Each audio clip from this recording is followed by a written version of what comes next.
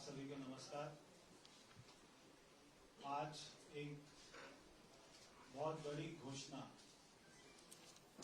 दिल्ली के लोगों के लिए बहुत बड़ी खुशखबरी माननीय मुख्यमंत्री जी लेकर आई है। 2 दिन पहले जल बोर्ड की बैठक में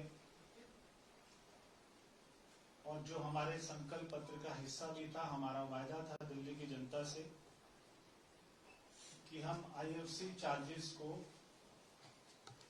न्याय संगत करेंगे। 2019 के बाद में आम आदमी पार्टी की सरकार ने, केजरीवाल जी ने, कोई व्यक्ति अपना नया घर बनाता था, 200 मीटर तक के नीचे के घर का कोई चार्ज नहीं था, मगर एकदम से आम आदमी पार्टी की सरकार ने रेट को 5 गुना कर दिया, 6 गुना कर दिया। हम वो दोबारा से स्कीम को ठीक किया ताकि दिल्ली की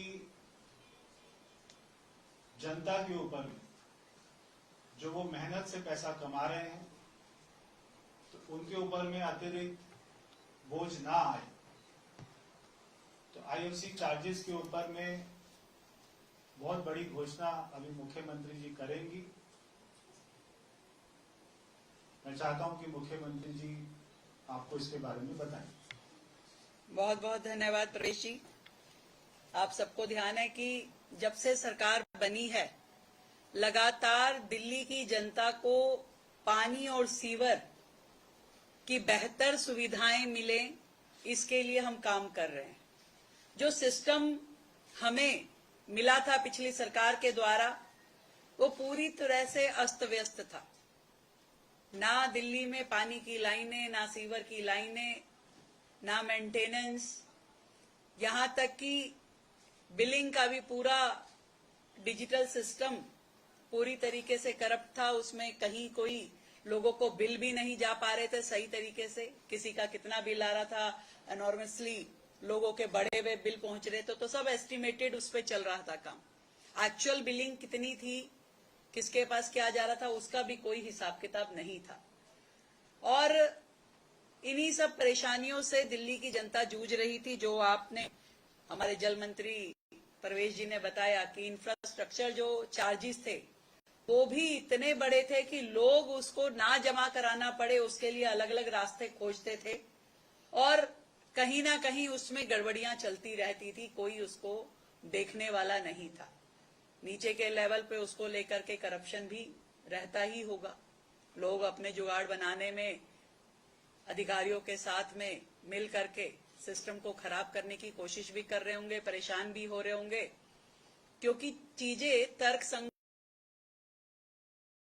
ने पूरी तरीके से दिल्ली जल बोर्ड द्वारा लिए जा रहे इंफ्रास्ट्रक्चर शुल्क को तर्कसंगत बनाने का बड़ा फैसला किया है। अब पानी और सीवर के इंफ्रास्ट्रक्चर चार्जेस जो हैं केवल जल आवश्यकता के आधार पे लगाए जाएंगे, यानी कि जितना पानी का रिक्वायरमेंट उनका है उसी के ऊपर चार्ज लगेंगे। इससे पहले पूरे प्रीमिसेस के हिसाब से लगाए जाते थे। तो पहली बात कि जहां जितनी आवश्यकता होगी पानी की, उसी के हिसाब से चार्जेस होंगे। दूसरी बात कि इंफ्रास्ट्रक्चर चार्जेस केवल नए निर्माण पे या अतिरिक्त निर्माण पे ही लगाए जाएंगे।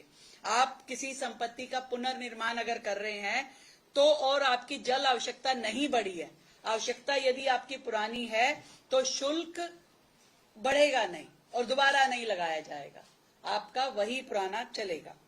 नॉन एफएआर और खुला एरिया जो है, अनकवर्ड जो एरिया है क्षेत्र में, इस क्षेत्र में जितनी जल आवश्यकता और है, उसको इंफ्रास्ट्रक्चर चार्जेस में काउंट नहीं किया जाएगा, उसको उसमें शामिल नहीं किया जाएगा।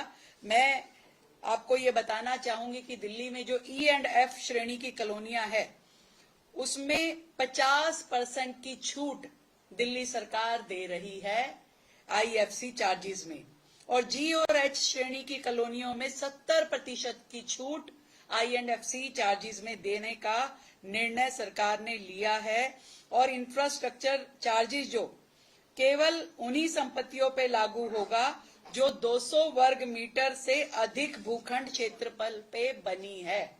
200 वर्ग मीटर से अधिक एरिया में बनी है। भूखंड के आधार की पुष्टि जो है कन्वेंस डीड से, सेल डीड से, रजिस्टर्ड जीपीए से या एग्रीमेंट टू सेल के दस्तावेजों के आधार पे की जाएगी।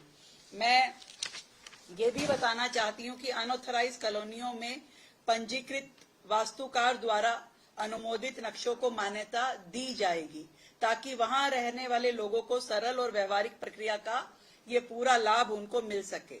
आवासीय श्रेणी में यदि 200 वर्ग मीटर के बड़े भूखंड पे 50 वर्ग मीटर या उससे छोटी आवासीय इकाई निर्मित है, यानी बाकी का एरिया खाली है, तो जल और सीवर इंफ्रास्ट्रक्चर जो शुल्क है उसमें अतिरिक्त 50% की छूट दी जाएगी। जो संस्थान आयकर अधिनियम की धारा 12A(b) के अंतर्गत पंजीकृत हैं या धार्मिक स्थल हैं, उन्हें भी सीवर और जल इंफ्रास्ट्रक्चर शुल्क पर अतिरिक्त 50% की छूट दी जाएगी। संस्थागत एवं व्यवसायिक संपत्तियों जिनके पास जीरो सीवरेज डिस्चार्ज इंफ्रास्ट्रक्चर उपलब्ध है, उन्हें लागू सीवर इंफ्रास्ट्रक्चर शुल्क पर 50% की छूट उन्हें भी दी जाएगी। इसके लिए जीरो लिक्विड डिस्चार्ज एसटीपी का केंद्रीय एवं दिल्ली प्रदूषण नियंत्रक मानकों के अनुरूप स्थापित एवं संचालित होना आवश्यक है। यदि यह संयंत्र बंद है या निष्क्रिय पाया जाता है तो उसकी छूट हटा करके प्रतिदिन 0.05% दंड उस पे लगाया जाएगा, जिसके ऊपर वो पहले रिबेट उसको दी जा रही थी। मैं आपको एग्जाम्पल के माध्यम से बताना चाहूंगी कि 300 FAR वाली प्रीमिसेस अगर वो 4 मंजिला भवन है, प्लॉट का आकार अगर उसको 200 वर्ग मीटर से अधिक है, तो ए और बी कैटेगरी यदि हम गिने, जिसके ऊपर पहले IFC चार्ज 13,18,412 रुपए होता था, आज प्रेजेंट में जब हमारी ये योजना हो जाएगी तो उसे 13,18,1412 रुपए की जगह मात्र 5,40,000 रुपए देने पड़ेंगे ए एंड बी कैटेगरी को। तो ये फर्क है। और अगर ई एंड एफ कैटेगरी है उसको जो है अब केवल 2,70,000, यानी उसको 50% रिबेट मिल गई तो केवल 2,70,000 रुपए देने पड़ेंगे। और यही जो जी और एच की कैटेगरी है तो उसे मात्र 1,62,000 रुपए, जो कि 70% छूट के साथ में है, 1,62,000 रुपए देने पड़ेंगे। ये फर्क है। और इसी तरीके से मान लीजिए इंडस्ट्री है कोई 1,000 स्क्वायर वर्ग मीटर की, तो उसको यदि 150 उसका FAR है, 4 मंजिला वो बनी हुई है, तो ए एंड बी कैटेगरी की उस बिल्डिंग पे अभी वर्तमान चार्जेस के हिसाब से अगर हम बोले तो 57,67,871 ये चार्ज लगते थे। तो लगभग 57,67,000 चार्जेस लगने वाली प्रीमिसेस को अब मात्र 8,91,000 रुपए देने पड़ेंगे। इतना फर्क है। तो ये ई एंड एफ कैटेगरी का अगर वही सेम 1,000 स्क्वायर मीटर की 150 FAR 4 स्टोरी बिल्डिंग अगर है तो उसे ई एंड एफ कैटेगरी वाले को लगभग 16.5 लाख रुपए देने पड़ते हैं। अब इस योजना के तहत उसे देने पड़ेंगे केवल 4.5 लाख, केवल 4.5 लाख रुपए उसे देने पड़ेंगे। और जी एंड एच कैटेगरी को मात्र 2,67,300 रुपए देने पड़ेंगे। तो ये बड़ा फर्क, क्योंकि एक सेंसिबल चार्जेस भी तो होने चाहिए कि आप किसी से चाहते हैं कि ईमानदारी से वो चार्जेस दे, तो उसके लिए ईमानदारी वाले रेट भी उसको सरकार की ओर से दिए जाने चाहिए। तो वो हमारी सरकार ने किया है। मुझे लगता है कि दिल्ली की जनता के लिए ये बहुत बड़ी राहत है।